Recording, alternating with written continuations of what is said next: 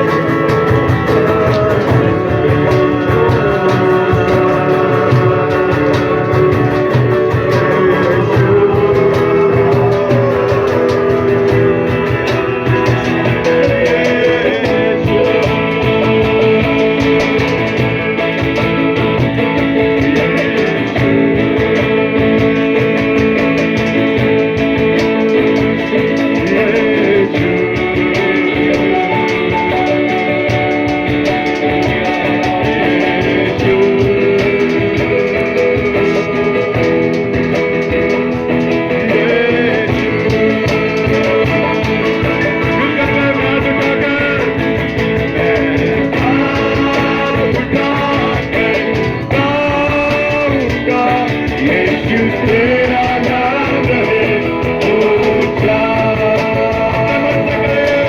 आपका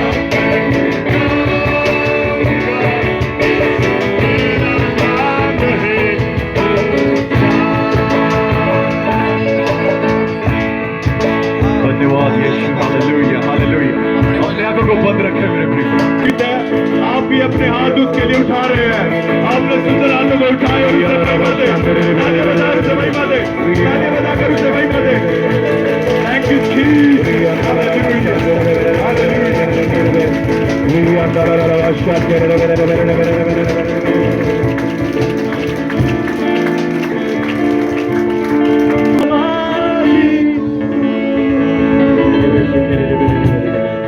जो रहता साथ साथ यहोवा राबी, मेरा जो साथ साथ, जो भी मांगेंगे वो ही मिल जाएगा, जो भी ढूंढेंगे वो ही ताली बजाकर, जो भी मांगे जो भी ढूंढेंगे वो ही पाएंगे, टकराए खुल जाएगा।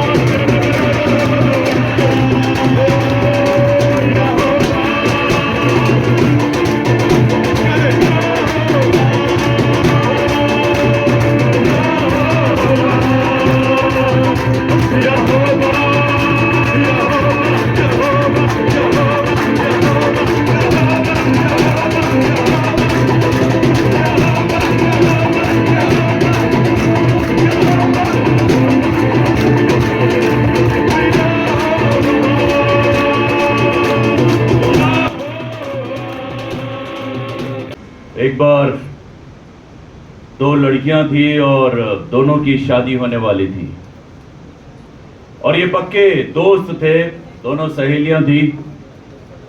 और क्योंकि सहेली थी तो उन्होंने ये निर्णय लिया कि हमारी शादी जो है आगे पीछे करेंगे।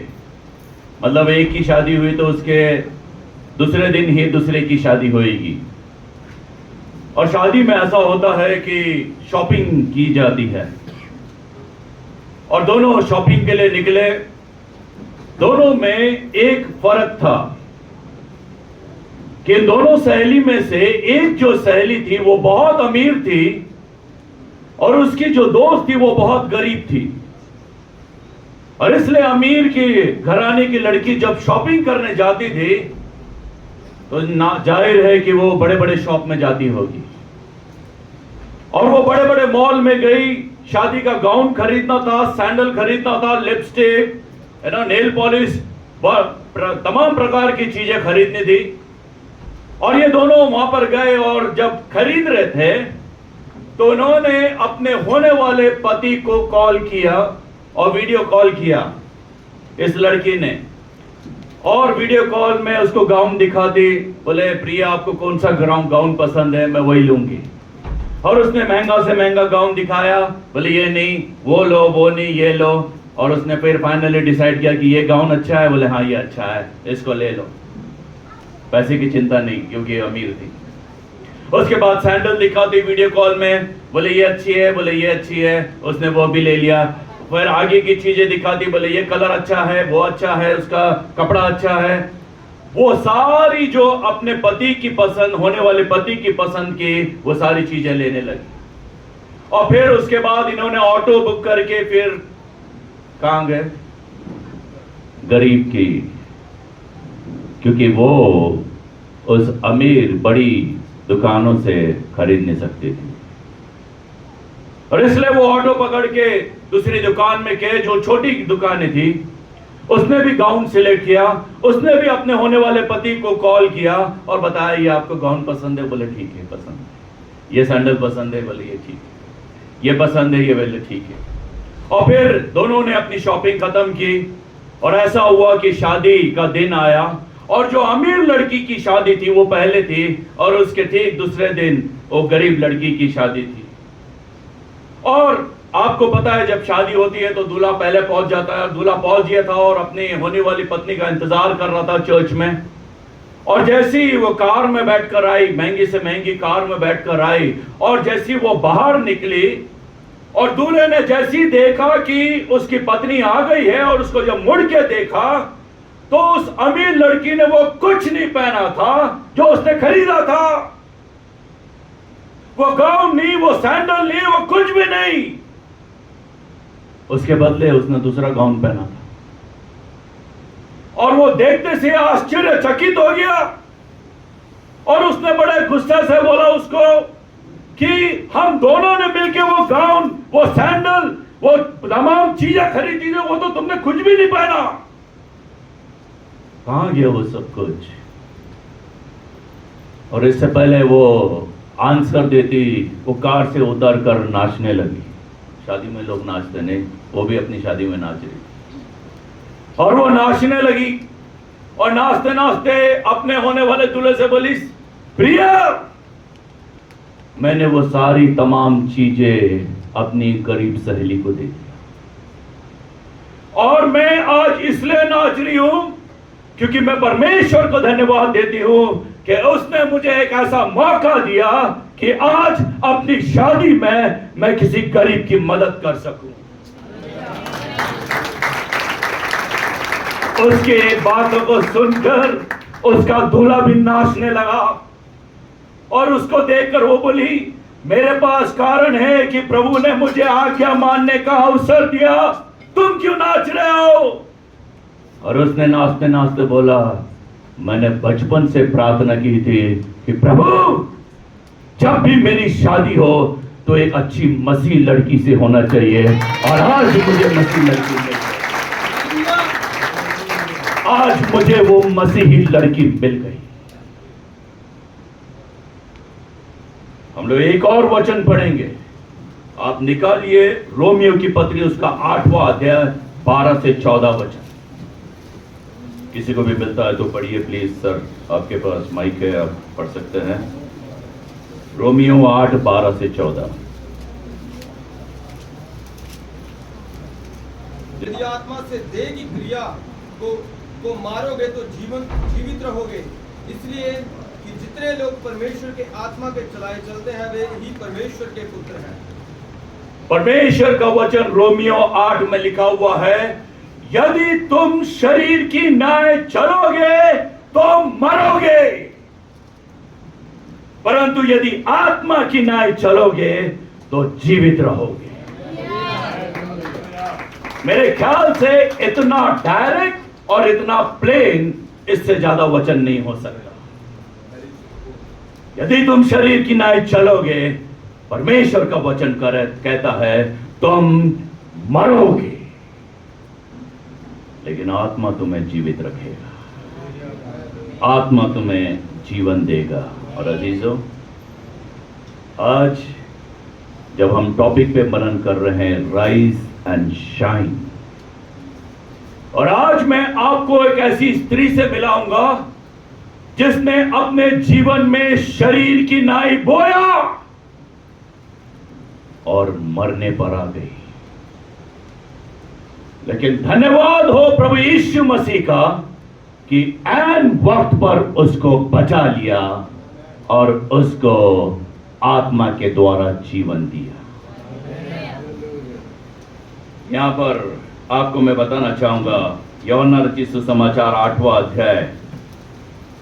अध्याय, और उसमें आपको पढ़ने मिलेगा कि एक स्त्री जो व्यभिचार करते करते पकड़ी गई। आपको कितने लोगों को ये कहानी पता है? आपको पता है वो व्यभिचार करते करते पकड़ी गई। सुबह का वक्त होगा, बहुत सुबह सुबह का वक्त होगा, जब सूरज शायद निकला भी नहीं होगा। लोग स्त्री को पकड़कर घसीटते हुए मंदिर में लेकर आए, और इस मंदिर में प्रभु यीशु मसीह थे जो सुबह सुबह परमेश्वर का उपदेश दे रहे थे, और उन्होंने घसीट कर उस स्त्री को उसके सामने खड़ा किया। और मैं यहां पर जब पढ़ रहा था तो वहां पर एक चीज हमें समझ में आती है। वचन 3 में लिखा हुआ है, किसने उस स्त्री को पकड़ के लाया? शास्त्री और फरीसी लोगों ने। ये वो थे जो धर्म के सेवक थे, ये वो थे जो मंदिर में अपनी सेवा को देते थे, ये धर्म गुरु लोग। इन्होंने स्त्री को पाप करते करते पकड़ा और घसीट के उसको यीशु के सामने खड़ा कर दिया। और मैं इनके बारे में, ये 2 ग्रुप के लोग थे वहां पर जो उस वक्त स्त्री को वहां पर पकड़ के लेकर आए थे। पहला था शास्त्री और फरीसी। ये किस प्रकार के लीडर थे, ये किस प्रकार के धर्म गुरु थे? और आपको पता है उन्होंने क्यों पकड़ा? क्योंकि उनके अनुसार एक धर्म गुरु होने के नाते उनका केवल एक ही काम है कि हमें लोगों को गलत काम करते करते पकड़ना और उनको सजा देना। ये थी उनकी मानसिकता। मुझे लोगों को पकड़कर उनको सजा देना है, मुझे उनको सजा देना है। और इसलिए वे परमेश्वर और परमेश्वर के वचन को अपने फायदे के लिए इस्तेमाल करते थे, अपने फायदे के लिए इस्तेमाल करते थे। कई सारे लोग आज भी हमें से मिलते हैं जो हमारी मदद करने के लिए कोई नहीं आएगा, लेकिन उंगली उठाने के लिए जरूर आएंगे, सजा देने के लिए जरूर आएंगे, बदनाम करने के लिए जरूर उंगली उठाएंगे, लेकिन मदद नहीं करेंगे कि आत्मिकता में बढ़े कैसे, आत्मिकता में बढ़े कैसे। और ये वो लोग होते हैं जो धर्म को अपने फायदे के लिए इस्तेमाल करते हैं। आज हमारे भारत समाज में, YouTube में आपको कई सारे ऐसे लोग मिलेंगे जो आपकी और मेरी कमजोरी का फायदा उठाएंगे, जो आपके इमोशन से खेलेंगे, आपको डराएंगे, और वे लोग आपको और मुझे यीशु मसीह का नहीं परंतु अपना चेला बनाएंगे। मालूम है आप लोग को ऐसे? मैं कई सारे मीटिंग्स में गया और एक साहब का प्रीचिंग था और उसमें बहुत सारे लोग थे। जैसे ही मेरा सेशन आया उसके बाद लंच था और मेरा सेशन जब आया आधे से ज्यादा लोग गायब। मैं बोला अरे इतनी भीड़ थी, कहाँ गए? नहीं, बोले वो जो आए थे वो उनके लोग थे।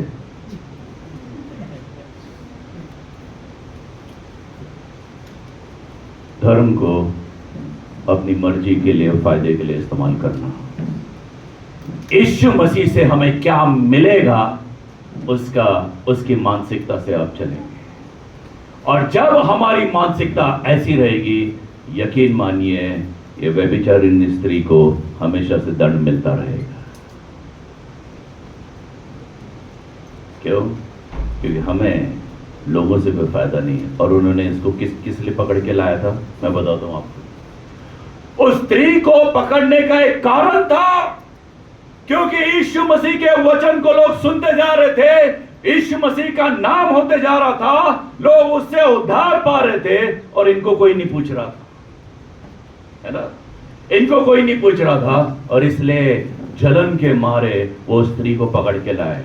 और पकड़ने का क्या ट्रिक था, चाल क्या थी? चाल ये थी कि अगर, ध्यान से सुनिए, आप लोग सुन रहे हैं मेरी बातें पीछे? ध्यान से सुनिए। वे स्त्री को इसलिए पकड़ के लाए थे कि जब स्त्री को अगर यीशु मसीह को बोला कि मूसा के अनुसार इसको दंड मिलना चाहिए, और क्या दंड मिलना चाहिए? कि जो भी व्यभिचार करते हुए पकड़ा जाता है उसे क्या मिलता है? दंड। पथरवा करके मार डाला जाता था। और अगर यीशु मसीह ने कहा कि इसको बचा लो, इसको मारो नहीं, तो आपको पता है क्या होता था? वे तुरंत रोमी साम्राज्य को रिपोर्ट करते थे कि ये हमारी व्यवस्था का उल्लंघन कर रहा है, इसको सजा दो। और इसलिए अगर वो स्त्री को पकड़वा देता था, वो स्त्री को अगर बोलता था तुम इसको मार डालो, नहीं मारो, तो फिर ये होता था कि ये व्यवस्था को पूरा नहीं करता। और यदि वो स्त्री को बोलता है कि इसको पकड़वा दो, तो पता है क्या होगा? तब उनकी जो बातें, यीशु मसीह इस संसार में दंड की आज्ञा नहीं परंतु जीवन देने आया है, तो इसका मतलब ये कि अगर वो स्त्री को मरने के लिए बोल रहा है तो इसका मतलब ये है कि यीशु मसीह भी दंड देता है, जीवन नहीं देता। ये साबित हो जाता था। और इसलिए वे दोनों ही बातों में कौन फंसता? यीशु मसीह। और स्त्री तो केवल एक कांटा था ना। मछली पकड़ने के लिए आप लगाते हैं कांटा, वो कांटे से वो स्त्री को नहीं, यीशु मसीह को पकड़ना चाहते थे। यीशु मसीह को पकड़ना चाहते थे। अगर तू इसको दंड देता है तो तू जीवन देने के लिए नहीं, तू दंड देने के लिए आया है। और यदि तू इसको छोड़ देता है तो तू व्यवस्था को पूरा करने नहीं आया। दोनों इसमें यीशु मसीह फंस जाते हैं। आपने देखा, यीशु मसीह को फंसाने के लिए उन्होंने उस स्त्री का सहारा लिया। उन्होंने सोचा नहीं स्त्री का क्या होगा, उसकी कितनी बदनामी होगी। सोचा नहीं। आपको किसी और को फंसाना है तो आप किसी मनुष्य की कमजोरी का फायदा उठाएंगे। किसी और को अगर बदनाम करना है तो आप किसी और का फायदा उठाकर उसके कंधे पर गोली लगाएंगे। और हमारे समाज में भी इस प्रकार से होता है कि हम अपने फायदे के लिए, अपने नाम के लिए, अपने नाम को कमाने के लिए यीशु मसीह को भी नहीं छोड़ते।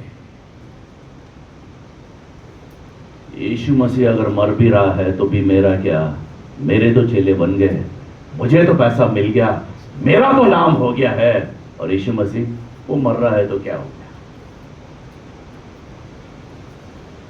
ऐसे गुरुओं के साथ रहोगे तो मरोगे, क्योंकि इन्हें केवल अपना फायदा दिखता है। इन्हें ना स्त्री से और ना यीशु मसीह से कोई लेना देना है। ये थे सदूकी और फरीसी, शास्त्री और फरीसी। दूसरा एक और था, मैंने आपको बताया 2 ग्रुप था, नहीं, एक ग्रुप था शास्त्री और फरीसी, दूसरा कौन था?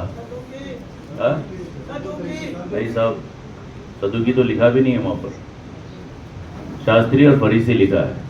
एक और था, कौन? वो स्त्री के साथ जिसने व्यभिचार किया, वो आदमी कहां गया? व्यभिचार आप अकेले कर तो नहीं सकते। पकड़ा किसको गया? स्त्री को। व्यभिचार करते करते आदमी कहां गया? मुझे पता नहीं कि वो आदमी ये शास्त्री और फरीसी की टोली में से था, मुझे पता नहीं, लेकिन इस प्रकार के इंसान हमारे समाज में बहुत है।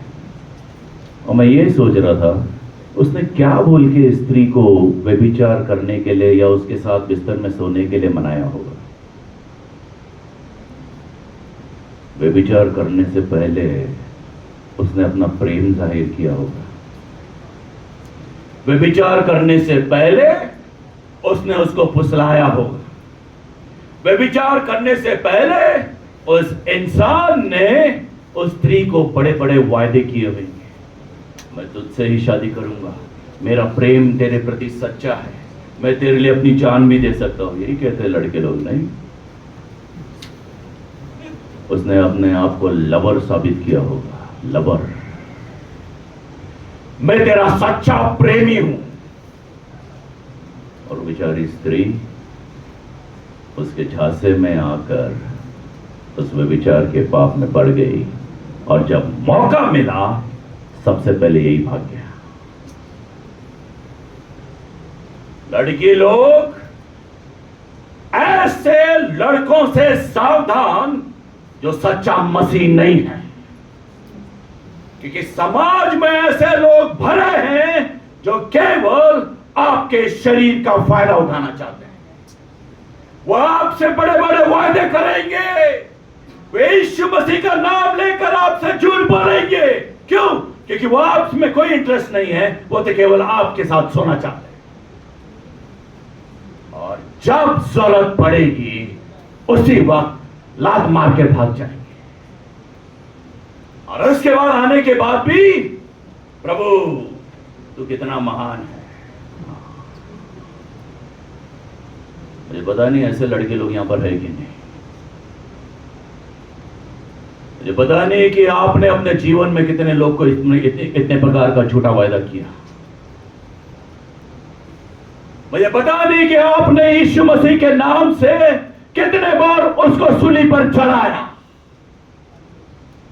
शायद आपके लिए वो एक केवल एक मजा का था, लेकिन उस आपके मजा के कारण आपने उस स्त्री को मरने तक के लिए खड़ा कर दिया।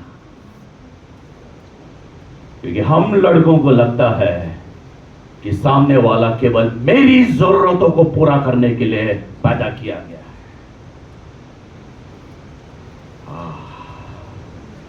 तुम अगर शरीर की न्याय चलोगे तो मरोगे। मैं नहीं कह रहा हूं, ये परमेश्वर का वचन कह रहा है।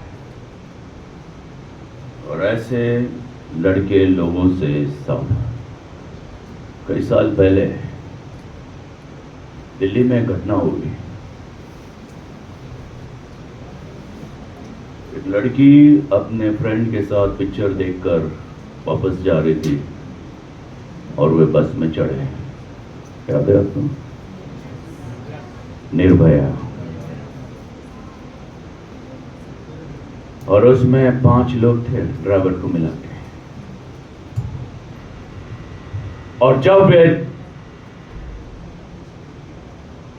उस वक्त बस में चढ़े होंगे, तो आप मेरे साथ सोचिए इन 5 लड़कों के दिमाग में क्या चल रहा होगा।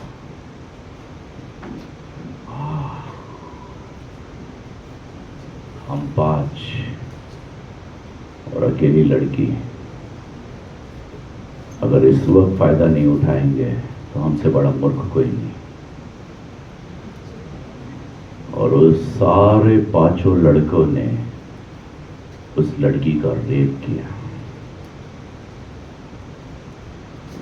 और मैं पढ़ रहा था कि उसका दोस्त को उन्होंने बांध दिया, उसको पहले मारा और उसको बांध दिया। और वो बता रहा था कि वो लड़की जिसका बलात्कार हो रहा था वो उन 5 से विनती कर रही थी, तुमको जो करना है मेरे शरीर के साथ कर लो, लेकिन मुझे जिंदा रहने दो। 5 में से एक लड़का का दिमाग खराब हुआ। और आपको पता है, जिससे ट्रक का बस का टायर निकाला जाता, उसने वो रॉड, लोहे का रॉड अपने हाथ में लिया और रेप करते करते शरीर के गुप्त अंग में घुसा दिया। और जब बाहर निकाला, उस शरीर की अकड़ियां बाहर आ गई।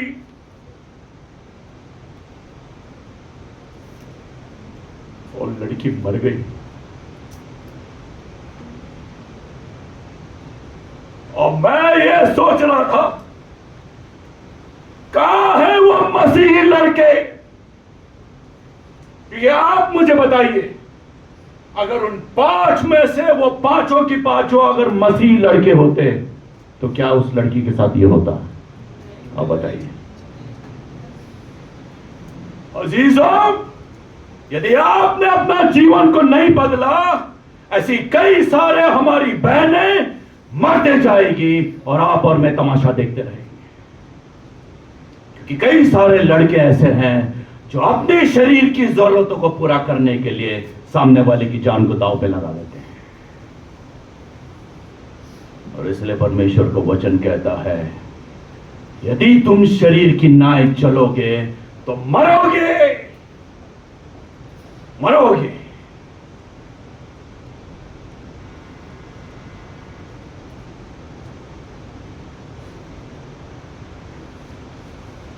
आप किस प्रकार के इंसान हैं? आप कौन से ग्रुप के हैं?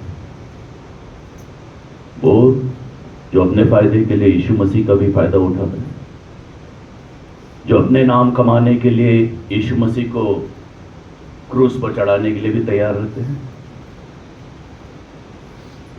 हमें यीशु मसीह से कोई लेना देना नहीं है, हमारा फायदा हो रहा है कि नहीं। क्योंकि आज अगर हमने फायदा नहीं उठाया, निर्भया में जो लोग थे, इतना अच्छा मौका मिला है, यदि हमने फायदा नहीं उठाया तो फिर क्या फायदा?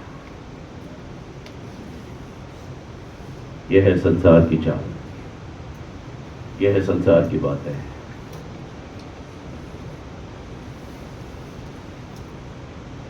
में से कोई यहां पर बैठा है जो सामने वाले का फायदा उठाता है?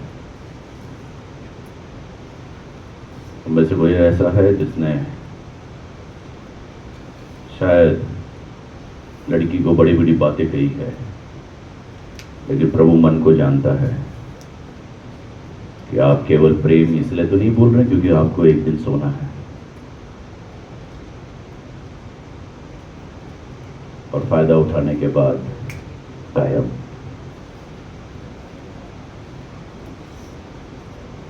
मैं ये सोच रहा था, इन्होंने उस स्त्री को पकड़ा कैसे? कभी सोचा आपने?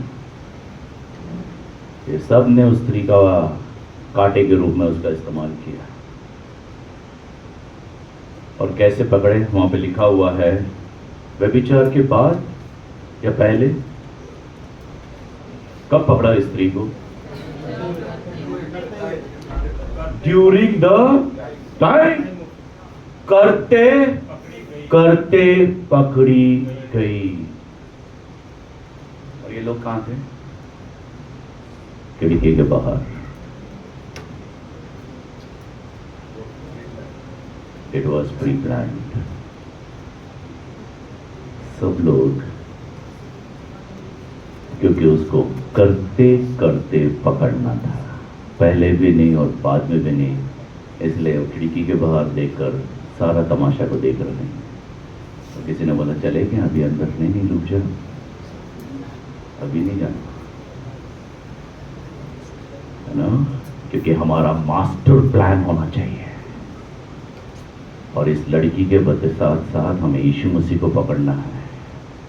और इसलिए गलत काम कैसे करना है मैं बताऊंगा, राइट?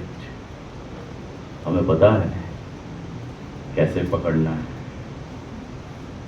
और जैसे ही उन्हें मौका मिला वे तुरंत सब अंदर आ गए, आदमी को छोड़ दिया, स्त्री को पकड़ लिए। जब उसको मंदिर में लेकर आ रहे होंगे, लोग क्या बोल रहे होंगे? क्या हुआ, क्यों ले जा रहे हो, किसकी बेटी है, क्या करते करते पकड़ा गई? अरे वो तो वैसी ही है, वो लड़का तो वैसी ही है। हमें मालूम हम कितने जल्दी लोगों पर उंगली उठाते नहीं, कितना जल्दी हमें दूसरों की गलतियां पकड़ने में मिलती है। और आजकल तो व्हाट्सएप पे जमा, यदि आपको किसी की कमजोरी का पता चला तुरंत वो वीडियो वायरल होना चाहिए। क्यों? क्योंकि आप अपने आप को साबित करना चाहते हैं कि मैं सत्य के मार्ग पर चलता हूं, राइट? हमें लगता है ये कुछ नहीं होने वाला, लेकिन उस स्त्री ने और कभी नहीं सोचा होगा कि भले ही वो अंदर व्यभिचार कर रही है, लेकिन पूरी दुनिया उसको देख रही है। अजीजों, आपके साथ शायद ये नहीं हुआ होगा। आपको लगता है कि आप बहुत स्मार्ट है, मुझे पाप करते करते कोई पकड़ नहीं सकता, मुझे गलत काम करते करते कोई पकड़ नहीं सकता। लेकिन परमेश्वर का वचन कहता है पाप हमारा तमाशा बनाता है। आपने उम्मीद भी नहीं की होगी, आपको लगता है कि मैं बहुत स्मार्ट हूं, लेकिन शैतान आपको कब रंगे हाथ पकड़कर आपका तमाशा बनाएगा आप कल्पना भी नहीं कर सकते। आप कल्पना भी नहीं कर सकते। आप शायद पाप करते करते पकड़े नहीं गए, आपका शायद तमाशा नहीं बनाया गया, आपने ऐसा काम किया है कि लोग आपको धर्मी समझ रहे हैं। लेकिन एक दिन आएगा जब शैतान हमारा तमाशा बनाएगा और वो इस स्त्री की तरह हमें सबके बीच में खड़ा करके रख देगा। और तब फिर हमें रियलाइज होगा कि हमें परमेश्वर के वचन से चेतावनी दी गई, शरीर की नाई करोगे तो मरोगे। शायद आप लोग का तमाशा नहीं हुआ, लेकिन मैं जब छोटा था मेरा हुआ। मुझे याद नहीं कि मैं कौन सी क्लास में था, शायद मैं चौथी या पांचवी में होगा। और स्कूल की मैं जब था तो मैंने देखा कि मेरे साथ में जो लड़का बैठता था बेंच में, उसने एक पेंसिल बॉक्स लेकर आया, नया वाला। और छोटा होने के नाते मुझे वो पेंसिल बॉक्स बहुत पसंद आया। और पता है कि जैसे वो लड़का बाहर गया, इंटरवल में, है ना, जब खाने की छुट्टी होती, जब सब बाहर चले गए, मैं नहीं गया, मैं रुक गया और उसका पेंसिल बॉक्स निकाल कर मैंने अपने बैग में छुपा दिया। और जब इंटरवल ख़त्म हुआ और फिर क्लास लगी, ये लड़का अपना पेंसिल बॉक्स ढूंढने लगा और तुरंत चिल्लाया, मेरा पेंसिल बॉक्स गायब है। जैसे ही उसने चिल्लाया मैं डर गया और उसने टीचर को जाके बोल दिया कि सर मेरा पेंसिल बॉक्स गायब हो गया है। टीचर ने सबकी तलाशी ली, मेरी भी तलाशी ली और बाद में टीचर ने कहा कि सबके बैग चेक करो। और जब मेरा बैग चेक किया गया उसमें उसका बॉक्स निकला। सर ने मुझे इतना मारा, बहुत मारा, और मारने के बाद बोला कि आइंदा अगर तूने किया तो हम तेरे मम्मी डैडी को बुला के लाएंगे। मैं बहुत डर गया कि ये लोग कहीं मेरे मम्मी डैडी को ना भूल दे। अजीजों, वो दिन था और मैं जब दूसरे दिन स्कूल गया तो टीचर का मन नहीं भरा। उसने सारी असेंबली में मुझे बुलाया, 2,500 बच्चे, और जो मैंने एक दिन पहले किया था सारे स्कूल में पब्लिक कर दिया। मैं 5वीं क्लास का बच्चा, मेरे लिए वो शर्म बहुत बड़ी थी साहब। और पता है उसने क्या बोला? सारी ट्रिप पढ़ने के बाद उसने कहा, अपने जीवन में कभी भी अजय काले जैसा नहीं बनना।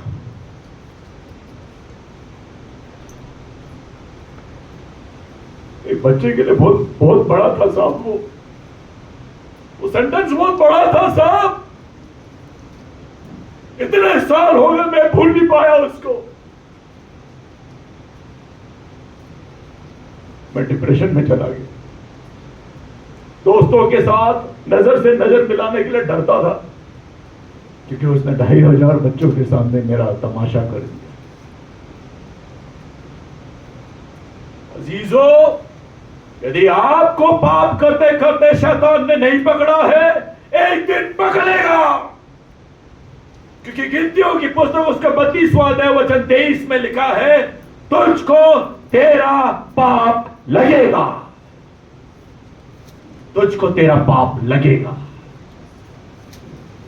अब पूरे बाइबल को ठीक से पढ़ लो, कोई भी पाप करने के बाद बच नहीं पाया, कोई भी नहीं बचा। तुझको तेरा पाप लगेगा।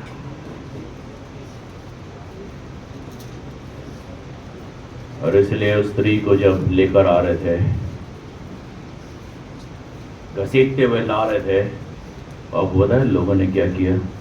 पूरा गांव के गांव आ गया, और जैसे जैसे वो चल रहे थे उन्होंने रास्ते में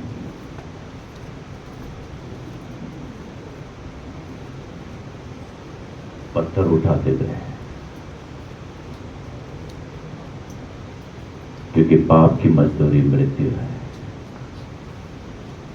व्यभिचार का दंड मिलेगा। और इसलिए जितने भी लोग थे सभी पत्थर उठाते हुए चले। बच्चों ने भी उठाया होगा।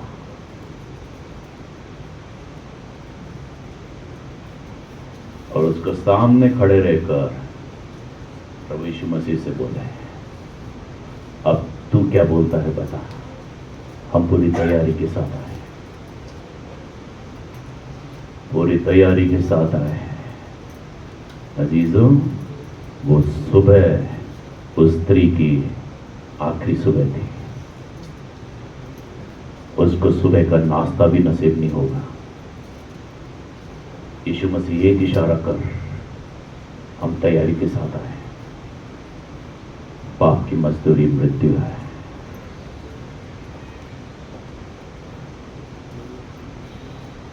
और वहां पर जब सब लोग ने पत्थर उठाए, यीशु मसीह ने पता है क्या किया? यीशु मसीह ने कहा कि तुम में से जिसने पाप नहीं किया वे सबसे पहला पत्थर मारे। और आपको पता है बाइबल में लिखा है, बड़ों से लेकर छोटे ने सबने पत्थर को वहीं पर फेंक के सब चले गए। और अंत में कौन रह गया? यीशु मसीह और स्त्री। स्त्री कैसे थी और यीशु मसीह क्या कर रहे थे, आप मुझे बताओ। स्त्री खड़ी थी कि बैठी थी? खड़ी थी कि बैठी थी? बैठी थी। खड़ी थी। और यीशु मसीह आपको जमीन पे मिलेंगे। लकड़ी से लिख रहे थे, उंगली से कुछ लिख रहे थे। स्त्री खड़ी थी और यीशु मसीह आपको, अगर उस वक्त यीशु मसीह से मिलना है, आप यीशु मसीह को अपने ऊंचे स्थान पर नहीं परंतु जमीन पे झुका हुआ मिले। और आपको पता है वो स्त्री को बोल रहे हैं, मेरी बेटी अपने सारे गुनाहों का बोझ मुझ पर डाल दे, अपने सारे गुनाहों का बोझ मुझ पर डाल दे। मैं तेरे लिए झुक गया, मैं तेरे लिए झुक गया ताकि तू अपने सारे गुनाहों का बोझ मुझ पर डाल दे। अजीजों, सब लोग चले गए, लेकिन धन्यवाद हो उस स्त्री का वो नहीं कही।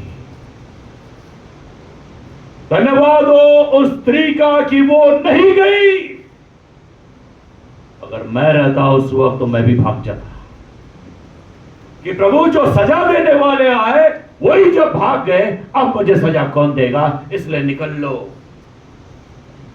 हमारी भी यही आदत है, नहीं हम पाप तो करें लेकिन पकड़े ना जाए, और अगर पकड़े जाए तो हम वाद विवाद करते हैं, हम वाद विवाद करते हैं। स्त्री के पास हर एक ऐसा कारण था, क्योंकि यीशु मसीह ने क्या कहा, जिसने पाप नहीं किया वही पत्थर मारे, और सबने छोड़कर चले गए, मतलब सबने पाप किया। मैं रहता तो प्रभु यीशु मसीह से आर्ग्यू कर सकता था, प्रभु सारे लोग तो पापी है, मुझे ही क्यों सजा दे रहे, ये होते कौन है, आप अपना तो जीवन देख लो। मैं शायद यीशु मसीह के साथ वाद विवाद करता, शायद आप भी करते हैं, लेकिन वो स्त्री गई नहीं। और तब प्रभु यीशु मसीह ने कहा, मेरी बेटी कहां गए सब? स्त्री ने कहा, सब चले गए, लेकिन यीशु मैं नहीं जाऊंगी, मैं नहीं जाऊंगी। क्यों? क्योंकि तू मेरा न्याय कर। मुझे मालूम है कि मैंने गलत काम किया है, सजा से मैं भागूंगी नहीं, तू मेरा न्याय कर। उसके बाद यीशु मसीह खड़े रहकर बोला, जा जा, कुछ तो सजा दे, मैं भी तुझे दंड की आज्ञा नहीं देता, जा मेरी बेटी जा।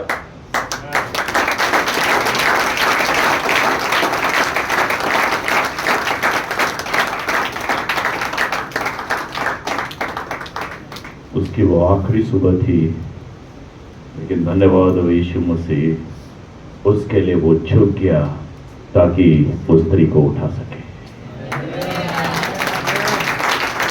उस स्त्री को झुक के, वो स्त्री के लिए झुक गया ताकि उसको उठा सके।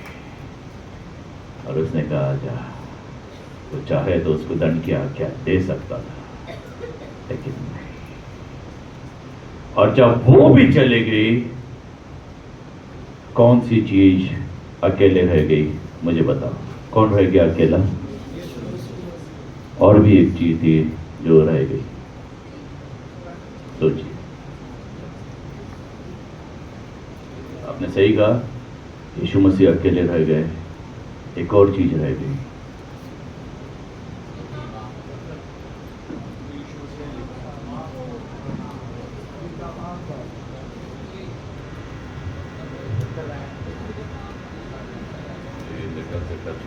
क्या रह गया?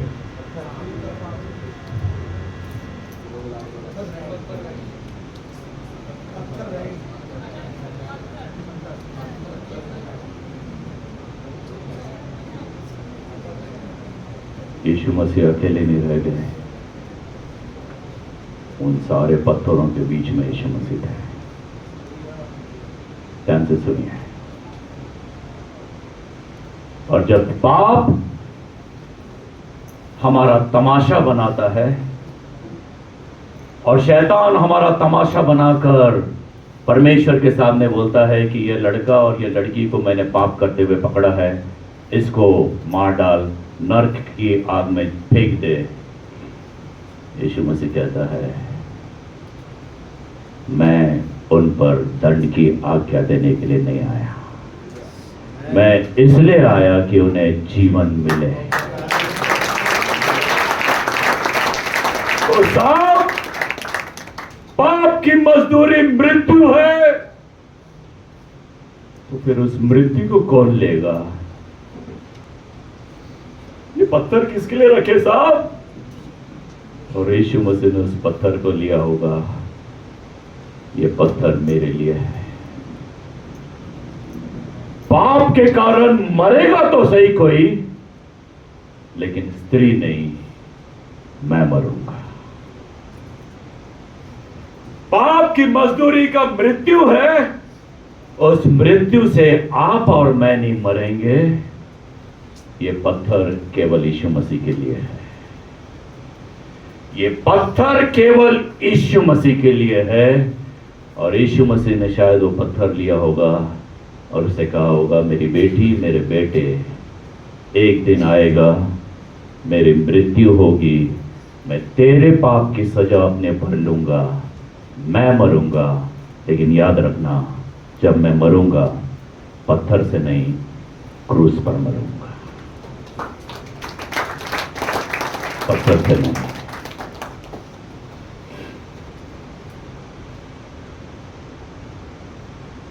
ये था प्रभु यीशु मसीह। इस पत्थर पर हमारा नाम है, और ये अगर लगेगा तो हमें पता है क्या होगा। लेकिन आज आप और मैं जिंदा है क्योंकि ये हमने यीशु मसीह को दिया। और ये इतना महान बलिदान होने के बाद यदि आज भी हम इस पत्थर को अपने साथ लेकर जाएंगे, मेरे ख्याल से हम में से कोई भी ऐसा काम न करे। हम में से कितने सारे लोग यहाँ पर जो बैठे हुए हैं, जिसमें हम सभी का नाम लिखा हुआ है, लेकिन आज हम जिंदा है। हम में से कितने सारे लोग आज इस दोपहर के समय परमेश्वर को धन्यवाद देंगे कि प्रभु, मैंने पाप किया लेकिन आपने मुझे जीवन दिया।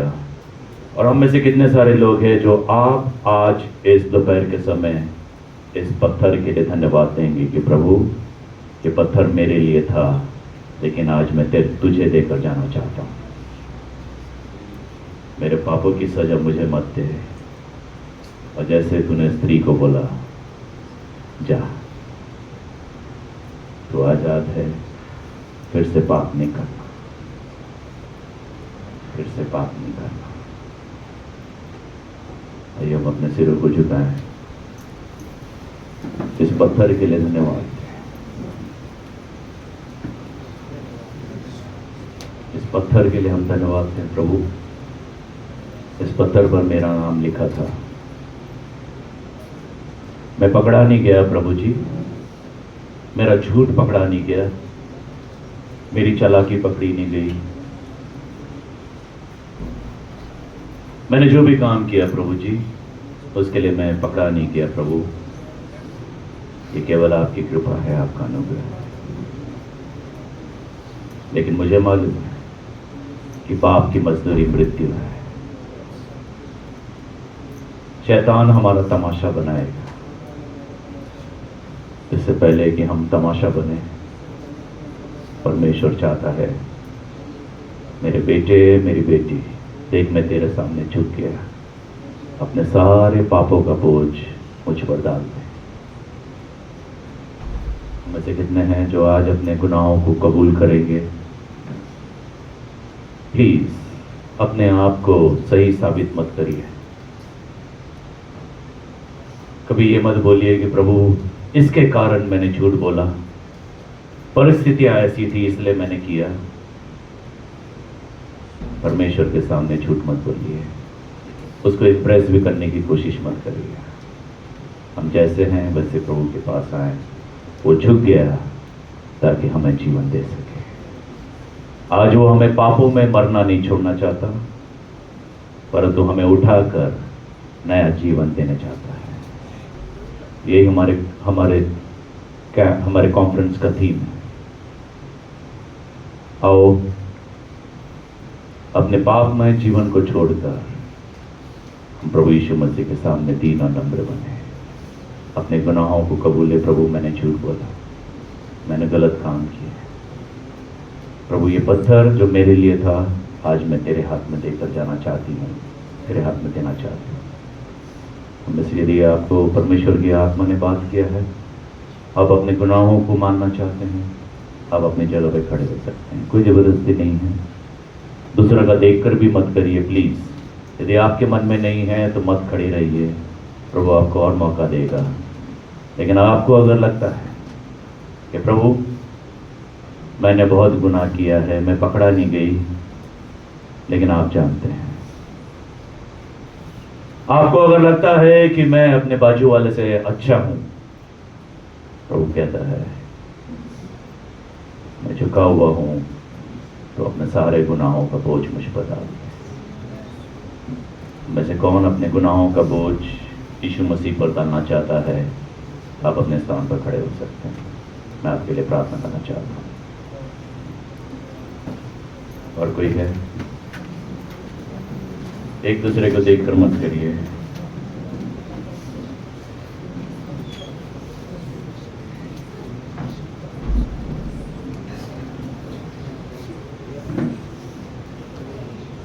अपने सारे गुनाहों का बोझ मुझ पर डाल दे। मैं तुझे जीवन देने आया हूं, दंड की आज्ञा नहीं। हम में से कितने लोग आज हम जीवित है, प्रभु को धन्यवाद देंगे। प्रभु मैं आज जीवित हूं वो इसलिए क्योंकि आपने मेरे पापों को क्षमा किया। आप अगर पश्चाताप करना चाहते हैं बिल्कुल करिए। आप रोना चाहते हैं अपने आंसुओं को मत रोकिए, लेकिन यीशु मसीह को के सामने जरूर क्षमा मांगिए। आइए प्रार्थना करें।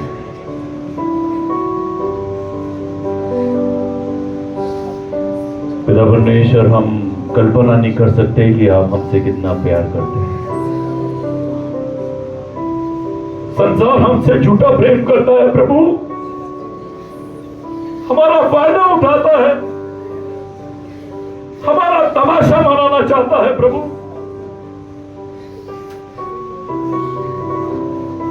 संसार हमारी कमजोरियों का फायदा उठाता है प्रभु। शैतान हमारा तमाशा बनाना चाहता है। लोग इस मौके का इंतजार करते हैं कि कब मैं इसको रंगे हाथ पकड़ूं, इसका तमाशा बनाऊं।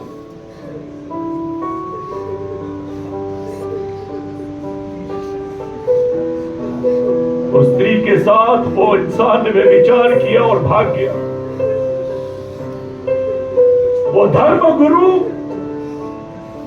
यीशु मसीह का फायदा उठाकर उसको मार डालना चाहते थे। वो सुबह उस स्त्री के लिए आखिरी सुबह थी। उसको नाश्ता भी नसीब नहीं होने वाला था। लोग पत्थर लेकर आ गए थे, लेकिन यीशु मसीह ने झुककर उसके गुनाहों को क्षमा किया।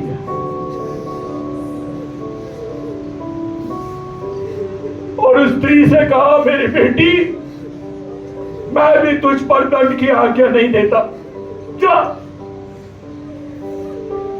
गो, बस चले जा, फिर से पाप नहीं करना, फिर से पाप नहीं करना।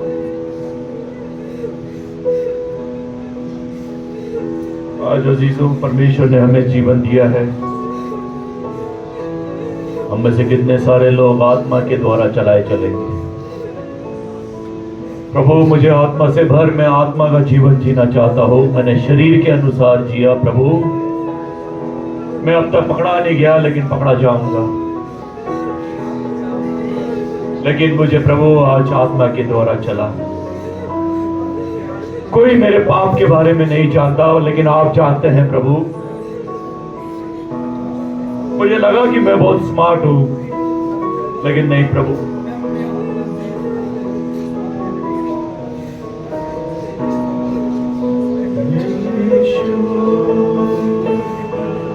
तेरे पास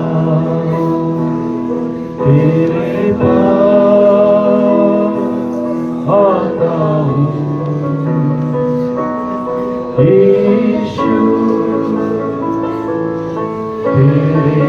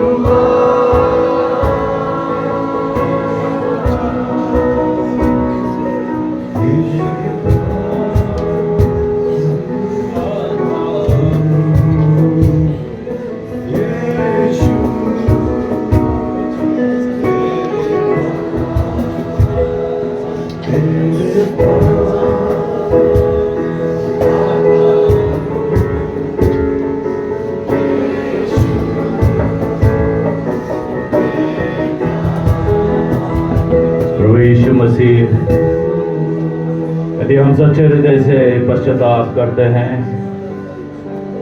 वो स्त्री वहां से भागी नहीं, परंतु अकेले यीशु मसीह के साथ खड़ी रही और उससे कहा, प्रभु आप न्याय करिए और आप मुझे दंड की आज्ञा दे सकते। वो स्त्री भागी नहीं, हम भी भागेंगे नहीं। हम भी प्रभु यीशु मसीह के सामने अपने आप को सही स्थापित नहीं करेंगे, परंतु हम यीशु मसीह को सच्चा न्यायी समझकर अपने गुनाहों को कबूल करेंगे। प्रभु मुझे क्षमा करिए, मैंने पाप किया है।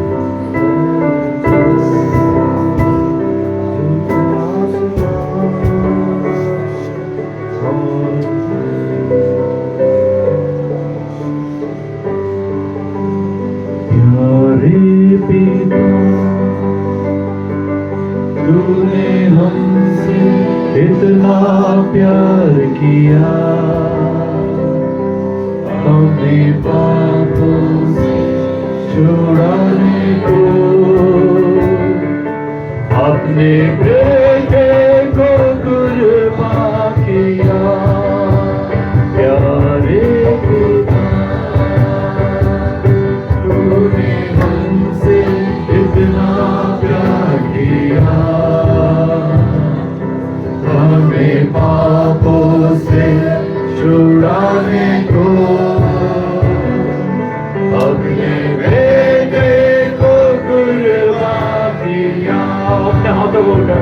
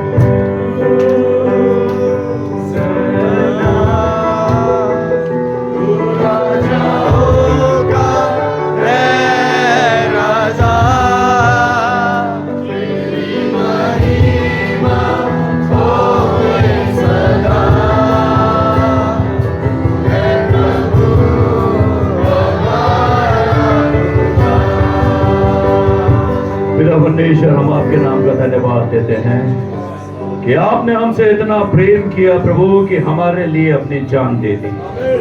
हम तेरे नाम का धन्यवाद देते हैं पिता परमेश्वर कि आपका वचन कहता है कि जितनों ने उसे ग्रहण किया उनके पर दंड की आज्ञा नहीं, परंतु आत्मा के द्वारा जीवन मिलता है। प्रभु जी, हम धन्यवाद देते हैं कि जो पत्थर हमारे लिए रखा गया था, उस पत्थर पर जिस पर हमारा नाम था प्रभु जी, उसको आपने अपने ऊपर लेकर अपने बेटे को कुर्बान कर दिया। प्रभु हम धन्यवाद देते हैं उस जीवन के लिए। प्रभु, जिन्होंने आपके नाम को ग्रहण किया है, आप सभी को आत्मा से भरिए प्रभु जी, और पिता होने देंगे आपका जीवन हम में होने पाए। और जैसे आपने उस स्त्री से कहा, जा, मैं भी तुझे दंड की आज्ञा नहीं देता, फिर से पाप मत करना। प्रभु जी, हमें पवित्र आत्मा का जीवन दे प्रभु जी, पवित्र जीवन जीने के लिए आप सामर्थ्य प्रभु। इन सारे भाई बहनों पर आप अपना आत्मा का अभिषेक दे, ताकि हम फिर से पाप ना करें प्रभु जी, इस प्रकार का जीवन हम जीने पाए। हम धन्यवाद देते हैं पिता परमेश्वर कि हम सब मर गए थे, लेकिन आपने अपने पवित्र लहू से हमें जिंदा किया प्रभु जी। हम धन्यवाद देते हैं पिता परमेश्वर इस नए जीवन के लिए। और पिता, हम ये समर्पण करते हुए आपसे मांगता है कि हमें आत्मा की नाई चला प्रभु जी।